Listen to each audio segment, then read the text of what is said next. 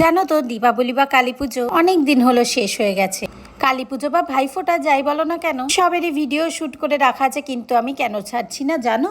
কারণ কালী পুজোর পরেই তো ছট পুজো, বলো সবাই তো খুবই ব্যস্ত, কেউ তো আমার ভিডিওটা তো ভালো করে এনজয়ই করতে পারবে না। তাই ভাবলাম ছট পুজো শেষ হয়ে যাবে, তারপর ধীরে ধীরে ছাড়বো। তোমরাই বলো ঠিক ভেবেছি না? তাই আজ থেকে শুরু করলাম কালী পুজোর ব্লগগুলো ছাড়া। কিন্তু জানো তো কালী পুজোর দিনের কোনো ভিডিও নেই আমার কাছে, কারণ আমাকে নিয়ে যে বেরোবে সে তো নিজের ক্লাবেই ব্যস্ত, আর ক্লাবে যেহেতু কালী পুজো হয় তাই কালী পুজোর এই কটা দিন সে ক্লাব ছাড়া আর কিচ্ছু চেনে না। তাই পরের দিন জোর জবরদস্তি করাতে প্রথমেই নিয়ে গেছিল ওদের ক্লাবে, যার ভিডিও তোমরা এতক্ষণ ধরে দেখতে পেলে। তারপর বেশ রাত হতে হতেই আমরা আমাদের মসলন্দপুরের বেশ ভালো ভালো প্যান্ডেলগুলো ঘুরতে চলে গেছিলাম। কিন্তু অত রাত করে যাওয়ার পরেও দেখছি চারিদিকে ভালোই ভিড় রয়েছে। তখন বাজে প্রায় রাত 12টা। জানো তো রাত করে দেখতে যাওয়ার একটাই কারণ, এই কালী পুজোর রাতে মসলন্দপুরের রাস্তায় তো নো এন্ট্রি থাকেই, আর নো এন্ট্রি থাকলে তো আর স্কুটি নিয়ে আসা যাবে না। তাই 12টার পরে যখন নো এন্ট্রি উঠে যায়, আর প্যান্ডেলগুলো না সন্ধ্যেবেলার দিকে খুবই বেশি ভিড় থাকে, একদম লোক গিজগিজ করে। তাই জন্য রাত হয়ে গেলেই আমরা প্রত্যেক বছরই কালী পুজোয় একটা দিন এই ঠাকুরগুলো দেখতে বেরোই। জানো তো এই প্যান্ডেলগুলো কিন্তু স্টেশনের ধারে পরপর 2-4টে প্যান্ডেল করে, কিন্তু প্রত্যেকটা প্যান্ডেলই কিন্তু দেখতে খুবই সুন্দর হয়। আর এই প্যান্ডেলে গিয়ে গরম লাগলে ফ্যানের সামনে না দাঁড়ালে হয় বলো তো? আর আজকে জানো তো আমরা দুজনে টুইনিং করে পড়েছিলাম। আমি যে কালারের শাড়ি পরেছিলাম ও সেই কালারের শার্ট পরেছিল। প্যান্ডেল থেকে বেরিয়ে রাস্তায় গিয়েই দেখলাম কি সুন্দর আলো ঝলমলে রাস্তা। খেয়াল করে দেখলে বুঝতে পারবে এটা কিন্তু একেবারে স্টেশনের গা বেয়ে রাস্তা। রাস্তায় যেতে গিয়ে গ্যাস বেলুন দেখেছিলাম ঠিকই, কিন্তু দামও প্রচুর বেশি, আর সাথে গ্যাসও সেরকম ছিল না, সেই জন্য আর গ্যাস বেলুন নেওয়া হয়নি। একটা ঠাকুর দেখা তো কমপ্লিট, কিন্তু আরো বাকি 3টে ঠাকুর তো দেখতে হবে। তাই জন্য গাড়ি নিয়ে আরেকটু এগাতেই আরেকটা প্যান্ডেলে আমরা পৌঁছে গেছিলাম। আর দেখো এই এত রাতেও প্যান্ডেলটায় কত ভিড়। এখন যে প্যান্ডেলটা তোমরা দেখতে পাচ্ছ না, এই প্যান্ডেলটার থিম হয়েছিল রাজস্থানের হাওয়া মহল। আর আমি এটা আরো ভালো করে কানেক্ট করতে পারছি এই কারণ আমার তো রাজস্থান ঘোরা, আর আমি তো হাওয়া মহলে গেছি।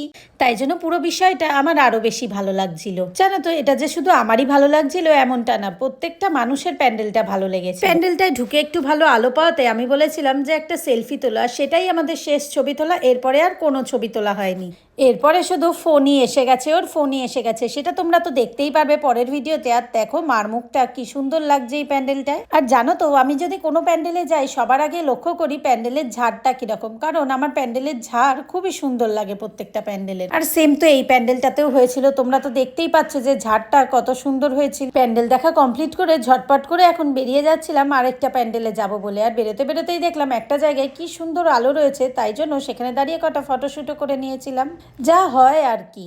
তারপর আরেকটা প্যান্ডেলে যেতে গিয়ে দেখলাম এত রাতেও ওয়াও মোমো কিন্তু খোলা, আর দেখে না খুবই খিদে পাচ্ছি। কিন্তু আমার আজকে মনে হয় কপালটাই খারাপ। জানো তো এই ঠাকুরটা দেখতে যাওয়ার সময় খেয়াল করলাম আমাদের গাড়ির টায়ারটাই পাঞ্চার হয়ে গেছে, কিন্তু এখনো যে আরো 2খানা ঠাকুর দেখা বাকি। তখনও আমায় বললো, ডিম্পি তুমি চিন্তা করো না, তোমার আর কোনো কষ্ট করতে হবে না, টায়ার পাঞ্চার থাকুক, আমি তোমায় তাও 2টো ঠাকুর দেখিয়েই নিয়ে যাব। আসলে কি বলতো, জানে তো যে আমি ঠাকুর দেখতে আর এই সময় ঘুরতে খুবই ভালোবাসি, সেই জন্য আমার ইচ্ছাটাকে তো প্রায়োরিটাইজ করতেই হবে, because I am the special one for him বলে কথা। দেখো না কথা বলতে বলতে প্যান্ডেলের ভেতরেও ঢুকে চলে এসেছি। এই প্যান্ডেলে এসে দেখি আরো বেশি ভিড়। এই প্যান্ডেলের থিমটা কিন্তু করেছিল পাখিকে যেন আমরা খাঁচায় না রাখি, পাখিকে উড়তে দাও।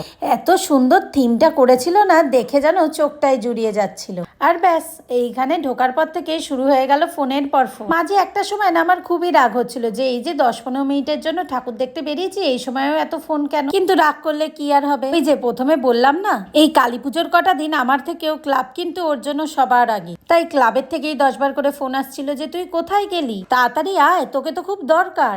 আমি আর কি করি, আমি বললাম যে ঠিক আছে, তাড়াতাড়ি করে ঠাকুরটা দেখে নিয়ে বাড়ি চলে যাব, আর বেশিক্ষণ তোমায় ওয়েট করাবো না। তাই মায়ের এত সুন্দর মুখটা দর্শন করেই বেরিয়ে পড়েছিলাম লাস্ট ঠাকুরটা দেখার জন্য। আর দেখো কি সুন্দর লাইটিং করেছে রাস্তার দুধার। জানো তো আমাদের এদিকে এই 4টে প্যান্ডেল প্রত্যেক বছর খুবই সুন্দর করে, তাই আমিও প্রত্যেক বছর আর যাই করি না কেন এই 4টে প্যান্ডেল তো দেখি।